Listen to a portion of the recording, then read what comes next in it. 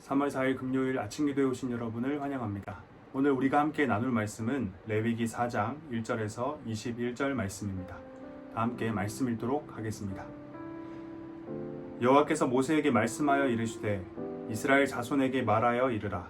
누구든지 여호와의 계명 중 하나라도 그릇 범하였으되 만일 기름 부음 받은 제사장이 범죄하여 백성의 허물이 되었으면 그가 범한 죄로 말미암아 흠없는 수송아지로 속죄 제물을 삼아 여호와께 드릴지니 그 수송아지를 회막문 여호와 앞으로 끌어다가 그 수송아지의 머리에 안수하고 그것을 여호와 앞에서 잡을 것이요 기름 부음을 받은 제사장은 그 수송아지의 피를 가지고 회막에 들어가서 그 제사장이 손가락에 그 피를 찍어 여호와 앞 곧 성소의 휘장 앞에 7번 뿌릴 것이며 제사장은 또 그 피를 여호와 앞 곧 회막 안 향단 뿔들에 바르고 그 송아지의 피 전부를 회막 문 앞 번제단 밑에 쏟을 것이며 또 그 속죄물이 된 수송아지의 모든 기름을 떼어낼지니 곧 내장에 덮인 기름과 내장에 붙은 모든 기름과 두 콩팥과 그 위의 기름 곧 허리 쪽에 있는 것과 간에 덮인 거풀을 콩팥과 함께 떼어내되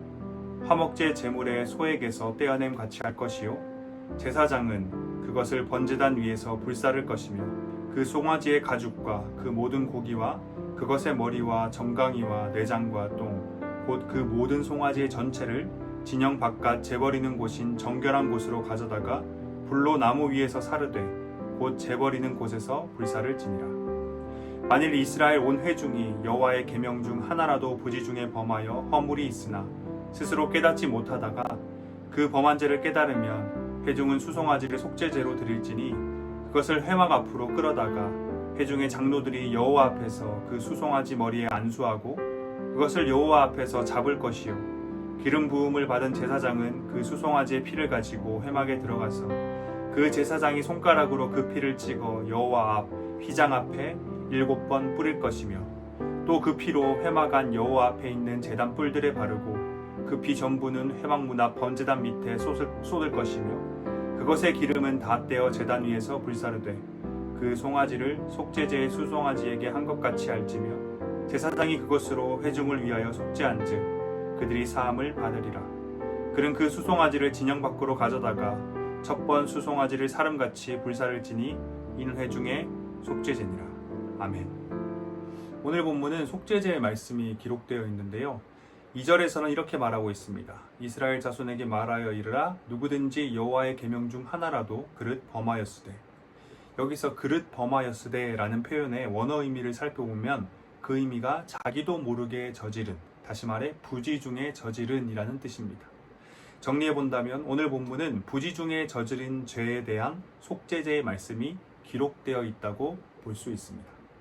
3절부터 12절까지는 기름 부음 받은 제사장의 부지 중의 죄에 대한 속죄제가 기록되어 있고 13절부터 21절까지는 이스라엘 온 회중의 부지 중의 죄에 대한 속죄제의 말씀이 기록되어 있습니다.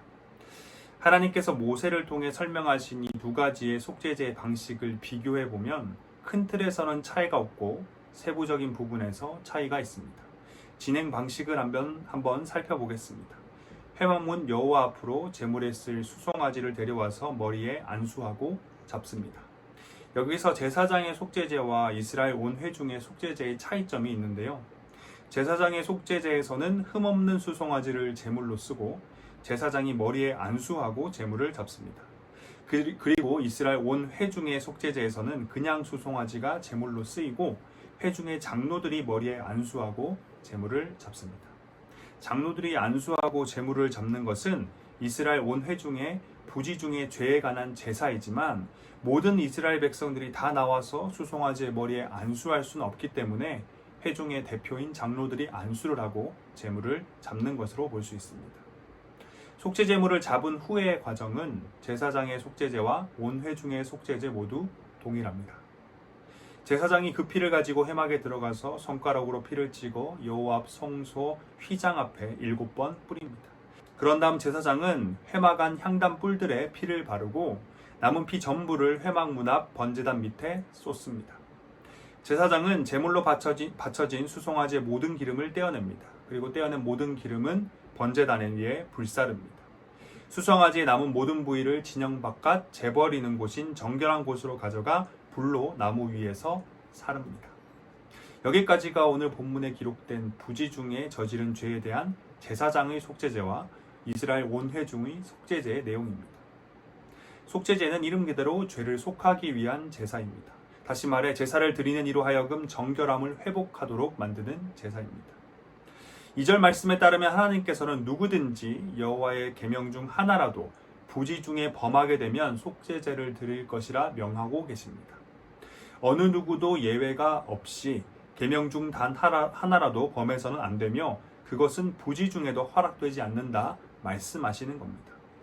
2절 말씀을 보면 속죄제에 대해 굉장히 강조하고 계신 모습을 볼 수 있는데요.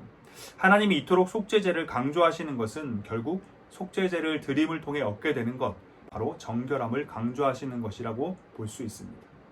요한일서 1장 5절은 이렇게 기록하고 있습니다. 하나님은 빛이시라 그에게는 어둠이 조금도 없으시다는 것이니라. 또 레위기 11장 45절은 이렇게 말합니다. 내가 거룩하니 너희도 거룩할지어다. 하나님은 어둠이 조금도 없으신 빛이십니다. 다시 말해 하나님은 거룩하십니다. 그리고 거룩하신 하나님께서는 그의 백성에게도 거룩, 정결을 요청하십니다. 하나님께서 이스라엘 백성들에게 정결을 강조하시는 것은 그의 백성들과 하나님 사이의 소통을 위함입니다. 그렇게 하나님께서 어느 누구도 예외가 없이 계명 중 단 하나라도 범해서는 안 되며 그것은 부지 중에도 허락되지 않는다 말씀하시며 속죄 제사를 드릴 것을 강하게 말씀하신 것은 하나님께서는 백성의 정결함을 중요하게 여기시는 것인데 이것은 결국 하나님과 그의 백성의 소통을 그 무엇보다 중요하게 생각하기 때문입니다. 이런 점에서 볼 때 오늘 본문에는 하나님과의 소통을 위한 가이드라인이 담겨 있다고 볼 수 있습니다. 레위기 4장 전체를 살펴본다면 하나님께서는 총 4종류의 그룹, 오늘 본문이 포함된 제사장과 이스라엘의 온 회중뿐만 아니라 뒤이어지는 족장과 평민 이 순서로 속죄제를 드리는 방법에 대해 설명하고 계신데요. 각 그룹마다 제시된 속죄제의 방법을 살펴보면 속죄제의 제물로 드려지는 동물의 종류와 속죄제를 드리는 방식에 차이가 있습니다. 먼저 제물로 드려지는 동물을 살펴보면 제사장은 흠없는 수송아지, 그리고 이스라엘의 온 회중은 수송아지, 족장은 흠없는 염소, 평민은 흠없는 암염소 혹은 흠없는 어린 암양을 제물로 바치게 됩니다. 흠없는 수송아지에서 일반 수송아지, 그리고 흠없는 수염소에서 흠없는 암염소.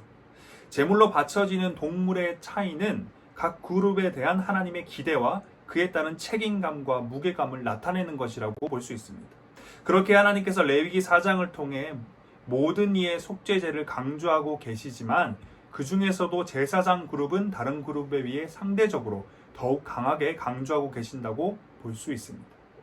그리고 또 다른 차이점 중에 하나인 속죄제를 드리는 방식은 오늘 살펴본 제사장과 이스라엘의 온 회중들의 속죄제 방식은 총 6단계로 구성되어 있고 오늘 본문 뒤에 이어지는 족장과 평민의 속죄제 방식은 총 4단계로 구성되어 있습니다.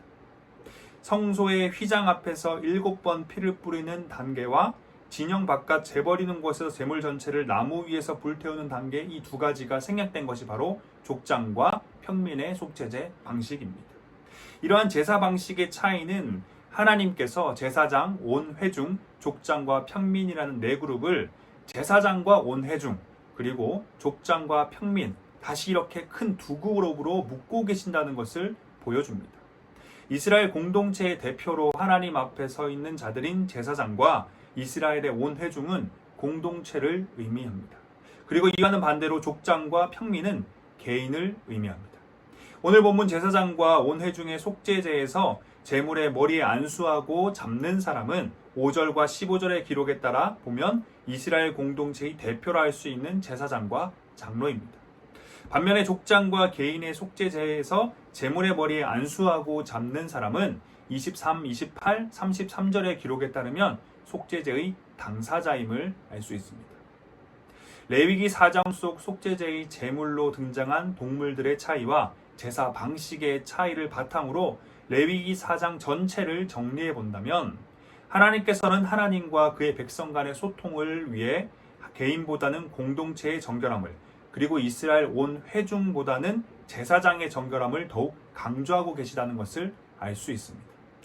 성도 여러분, 오늘날 우리가 살아가는 이 시대를 설명하는 여러 키워드들이 있겠지만 그중 하나를 꼽는다면 소통이라고 할 수 있을 겁니다. 특히 코로나 팬데믹으로 인해 직접 얼굴을 마주할 수 없는 상황 때문에 이 소통이라는 키워드는 더욱 중요해지고 있습니다. 이를 위해 세상은 여러 기술들을 바탕으로 원활한 소통을 위해 노력하고 있고 우리는 그 기술들을 일상에서 잘 활용하며 살아가고 있습니다. 실제로 저희 가정에서도 할아버지 할머니께서 손녀와 원활한 소통을 하기 위해 발전된 기술을 굉장히 잘 활용하고 계십니다. 오늘 본문 또한 이 소통이라는 키워드와 관련이 있는데요. 본문은 이 소통에 관해 우리에게 지금 질문을 던지고 있습니다. 우리 대학교회는 하나님과 원활한 소통을 하고 있나? 대학교회를 향한 하나님의 말씀, 하나님의 마음이 잘 전해지고 하나님을 향한 대학교회의 고백과 마음은 잘 전해지고 있는가? 혹시 대학교회의 눈과 귀가 가려져서 하나님의 말씀을 듣지 않고 하나님이 아니 다른 곳에 대학교회의 고백과 마음을 드리고 있는 건 아닌가? 하나님께서는 그의 백성, 성도인 우리와 원활한 소통을 하길 원하십니다.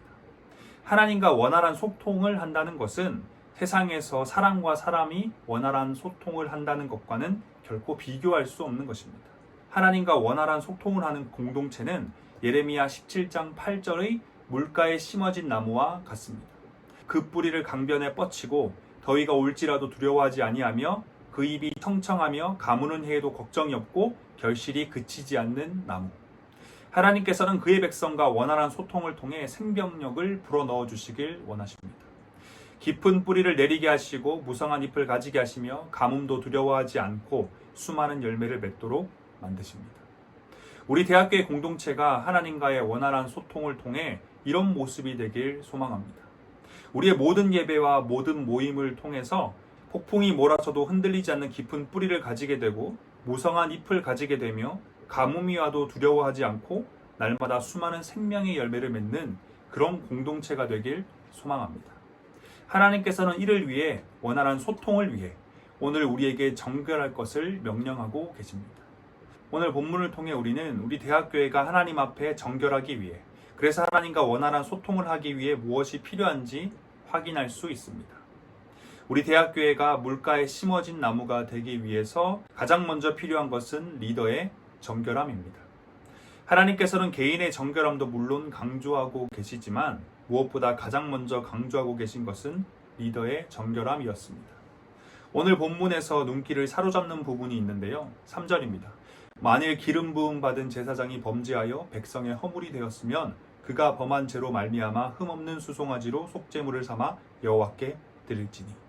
제사장이 범죄하여 백성의 허물이 되었으면. 놀랍게도 하나님께서는 제사장이 범죄하면 제사장의 허물이 되는 것이 아니라 백성의 허물이 된다 말씀하십니다. 이스라엘의 온 회중 족장 평민이 범죄하면 죄를 범한 당사자의 허물이 된다 말씀하시는 것과 대조되는 부분입니다. 이것은 하나님께서 이스라엘을 대표하는 이스라엘 공동체의 리더를 어떻게 바라보시는지, 그리고 그렇기에 제사장들이 어떤 책임감을 가져야 하고 그 자리에 대해 어느 정도의 무게감을 가져야 하는지를 잘 보여줍니다. 본문 속 기름 부음 받은 제사장은 오늘날 우리 대학교회로 본다면 담임 목사님과 운영위원 집사님, 권사님들, 그리고 사역자들이라 할 수 있을 겁니다. 그렇기에 대학교회 공동체가 하나님과의 원활한 소통을 하기 위해서는 무엇보다 리더의 정결함이 필요합니다. 사랑하는 대학교회 성도 여러분, 우리 대학교의 리더인 담임 목사님과 운영위원 집사님과 권사님들, 그리고 사역자들의 정결함을 위해 힘써 기도해 주시길 부탁드립니다. 그래서 대학교의 모든 리더가 오늘 본문에서 하나님께서 한 공동체의 리더에게 요구하시는 책임감과 그 자리의 무게감을 잊지 않고 하나님 앞에서 정결함을 잃지 않길 소망합니다. 이것이 우리 대학교회가 하나님과 원활한 소통을 할 수 있는 물가에 심어진 나무가 되기 위한 첫 번째 방법입니다. 물가에 심어진 나무가 되기 위한 두 번째로 필요한 것은 우리 대학교회 공동체 전체의 정결함입니다. 우리에게 공동체를 바라보는 넓은 시야가 있어야 합니다. 하나님 앞에서 말씀으로 나 자신과 나의 가족의 삶을 점검하고 돌아보는 것 중요합니다. 하지만 그보다 우선되어야 하는 것은 우리가 속한 우리 대학교의 공동체를 하나님 앞에서 점검하는 것입니다. 대학교회가 하나님 앞에서 기쁜 모습으로 잘 서 있는지, 하나님께서 원하시는 방향으로 나아가고 있는지, 다시 말해 하나님과 원활한 소통을 하고 있는지 세심하게 점검해야만 합니다. 담임 목사님과 운영위원 집사님, 권사님들, 다른 목사님들께서 알아서 잘 하겠지라는 생각은 우리 공동체로 하여금 정결함을 잃게 만들고 하나님과의 소통을 어렵게 만들고 말 것입니다. 공동체 전체가 범하는 죄의 무서움은 죄임을 깨닫는다 하여도 여러 다양한 이유들로 인해 그것을 인정하지 않고 쉬쉬하고 넘어갈 수 있다는 겁니다. 사랑하는 대학교의 성도 여러분, 대학교의 공동체의 정결함을 위해 기도합시다. 날마다 하나님 앞에서 말씀으로 우리 공동체를 돌아봅시다. 하나님께 우리 공동체의 죄를 깨닫게 하시는 은혜를 구하고 또 겸손히 회개할 수 있는 은혜도 구하길 원합니다. 그래서 한 몸 이룬 대학교의 공동체가 하나님과 원활한 소통을 하고 그래서 물가에 심어진 나무와 같은 공동체가 되길 원합니다. 코로나 팬데믹은 우리를 지치게 만들었습니다. 육체적으로도 지치게 만들었지만 우리의 영혼 또한 지치게 만들었습니다. 그래서 어떤 때는 교회에 나오는 것만으로도 지칠 때가 있습니다. 어쩌면 지금 우리의 모습은 앙상한 가지만 남은 잎도 없고 어떤 열매도 맺지 못하는 메마른 나무일지도 모릅니다. 이런 우리에게 하나님께서는 오늘 본문을 통해 정결함을 회복하여 생명의 강가로 나아오라. 그 뿌리를 강변에 뻗치고 더위가 올지라도 두려워하지 아니하며 그 잎이 청청하며 가무는 해에도 걱정이 없고 결실이 그치지 않는 나무, 물가에 심어진 생명력 넘치는 나무가 되라 말씀하십니다. 성도 여러분, 우리 대학교의 리더의 정결함을 위해 기도합시다. 하나님 앞에서 정결함을 잃지 않길 원합니다. 그리고 대학교의 공동체의 정결함을 위해서도 기도합시다. 공동체 전체를 바라보는 눈을 가지고 대학교회가 하나님 앞에 정결함을 잃지 않길 원합니다. 하나님 앞에서 리더의 정결함과 공동체의 정결함을 잃지 않을 때 하나님과 우리 대학교회가 원활한 소통이 이루어질 것이고 메마른 나무와 같았던 우리의 삶에 생명의 강이 흐를 것이고 우리는 물가에 심어진 나무가 될 것입니다. 다 함께 기도하겠습니다. 우리의 창조자 구원자 되신 하나님, 주님의 이름을 찬양합니다. 오늘도 어김없이 우리에게 새 생명 주심에 감사드립니다. 사랑하는 하나님, 우리 대학교의 리더와 우리 대학교의 공동체 전체의 정결함을 잃지 않길 원합니다. 날마다 겸손히 말씀 앞에서 점검할 수 있도록 도와주시고 필요하다면 회개하는 은혜 또한 허락하여 주시길 기도합니다. 하나님과의 소통이 없는 공동체, 하나님과의 소통이 없는 삶은 메마른 나무와 같습니다. 그 공동체, 그 삶에는 어떤 열매도 없고 약한 바람에도 흔들리고 말 것입니다. 리더의 정결함과 공동체의 정결함을 통해 하나님과 원활한 소통을 하는 대학교에 되길, 생명의 강이 흐르는 공동체 되길 소망합니다. 그래서 모두가 지쳤다 말하는 코로나 팬데믹 상황 속에서 우리 모두가 물가에 심어진 나무가 되어 해상 가운데 하나님을 드러내고 생명의 강으로 인도하는 공동체 되길 소망합니다. 새로운 하루 남은 한 주 가운데 우리 대학교의 공동체가 하나님 앞에 정결한 모습으로 설 수 있길, 그래서 우리 가운데 생명의 강이 흘러가길 소망하며 우리의 구원자 삶의 이유 다시 오실 예수 그리스도의 이름으로 기도드립니다.